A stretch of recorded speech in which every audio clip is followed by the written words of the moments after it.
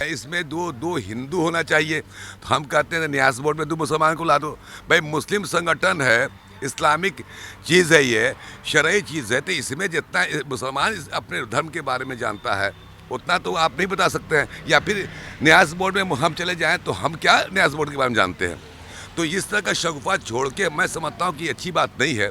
हम लोग का ये था कि मुख्यमंत्री का साफ, माननीय मुख्यमंत्री नीतीश कुमार जी का साफ साफ ये ओपिनियन था कि हमारे रहते हुए मुसलमानों का कोई नुकसान नहीं होगा।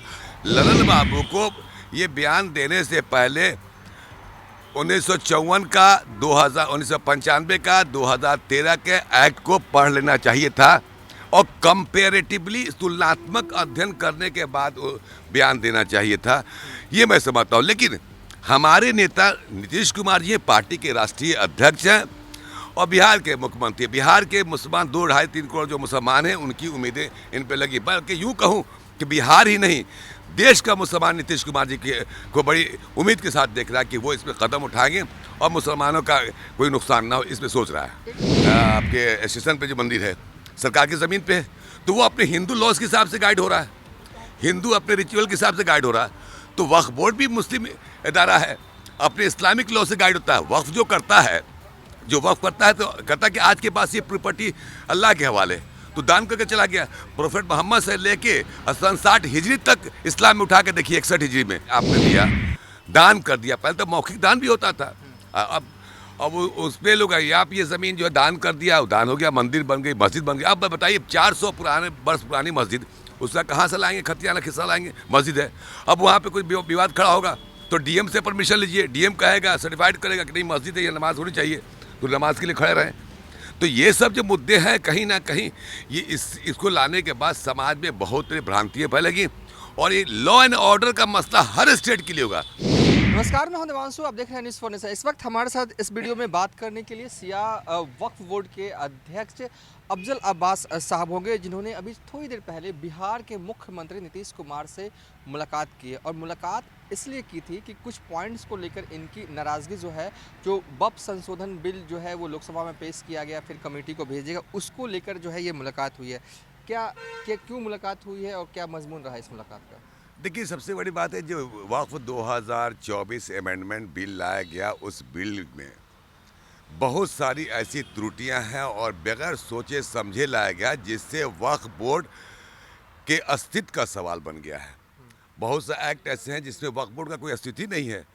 तो हम लोगों ने पहले भी हमारे साथ माननीय मंत्री जमा खान साहब, अब सुन्नी वक्फ बोर्ड के चेयरमैन इरशादुल्लाह साहब, विजय बाबू, ललन क्या नाम है, संजय झा साहब, सब लोग से मुलाकात हुई। पर दूसरी मुलाकात, तीसरी मुलाकात हम लोग की हुई है। लेकिन जब हम लोगों ने बातें की, आज जो हम लोग गए तो हम लोग 24-25 लोग थे, जिसमें अलग अलग तंजीम के लोग, जो धार्मिक संगठन है, जो फलाही काम करता है मुसलमानों के बीच में, उसके हेड लोग पहुँचे थे। जैसे हमारा इदारा शरिया हुआ, बहुत सारे लिस्ट मेरे पास है, जमात उलमा हिंद है, जमात इस्लामी है, बहुत जो सब लोग खानकाह के लोग थे, सारे लोग पहुँचे। और मुख्यमंत्री का मैं शुक्रगुजार हूँ कि उन्होंने बड़ी बारीकी से सुना।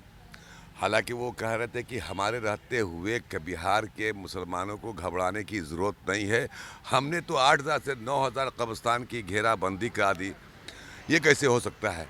जब हम लोगों ने बातें की, कहा कि ये एक्ट जब बन जाएगा तो फिर ये बड़ा मसला खड़ा हो जाएगा।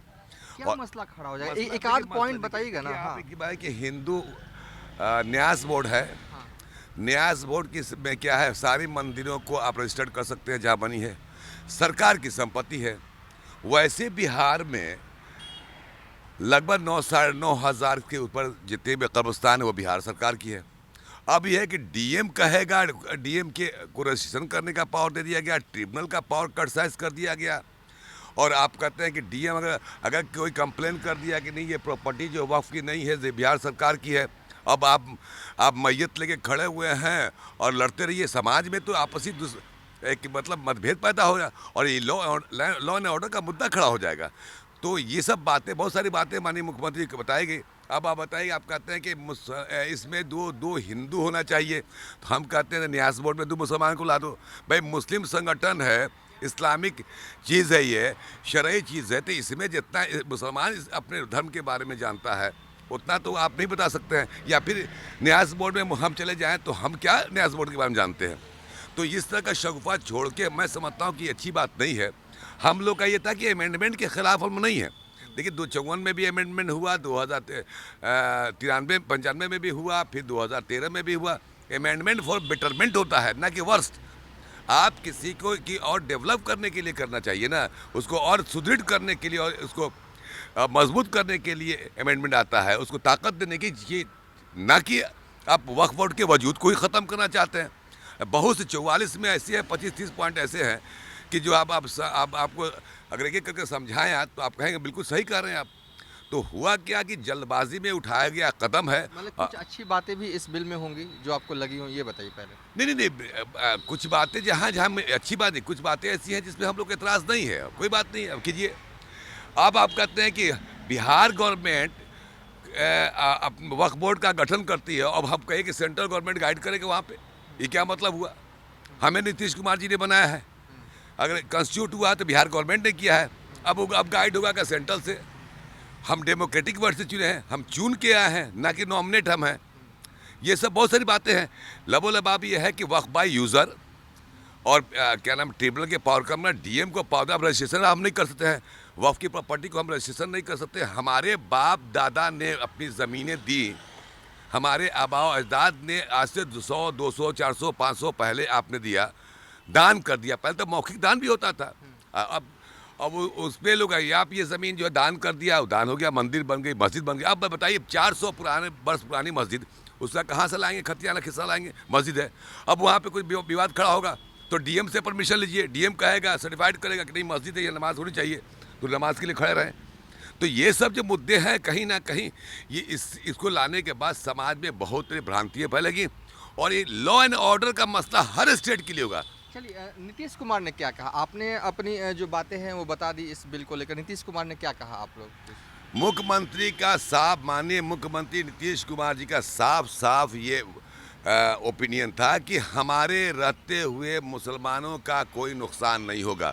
हाँ, जो एतराज़ हैं, जहाँ पे आपत्तियाँ हैं, जहाँ पे लगता है कि गलत बिल आया है, उसको संशोधन करने के लिए बताइए क्या नुकसान है, क्या फ़ायदा, क्यों आप बोल रहे हैं, लिखित दिए। हम जेपीसी के हमारे जो मेंबर को बोलेंगे और इस पे हत्तल इम्कान कोशिश करेंगे कि ये सब बिल पास ना हो। इस नज़रिए से उन्होंने कहा। लेकिन एक सवाल है कि ललन सिंह जो कि आप ही के पार्टी के सांसद हैं, संसद में कहा कि ये बेहतरी के लिए बिल है, अच्छा बिल है। जहाँ तक मैं समझता हूँ कि बिल लाने के बाद, चूँकि अगर आप 95 नहीं हाँ मैं कर ललन बाबू को ये बयान देने से पहले 1954 का 1995 का 2013 के एक्ट को पढ़ लेना चाहिए था और कंपेरेटिवली तुलनात्मक अध्ययन करने के बाद बयान देना चाहिए था, ये मैं समझता हूँ। लेकिन हमारे नेता नीतीश कुमार जी पार्टी के राष्ट्रीय अध्यक्ष हैं और बिहार के मुख्यमंत्री। बिहार के मुसलमान 2-2.5-3 करोड़ जो मुसलमान हैं, उनकी उम्मीदें इन पे लगी। बल्कि यूँ कहूँ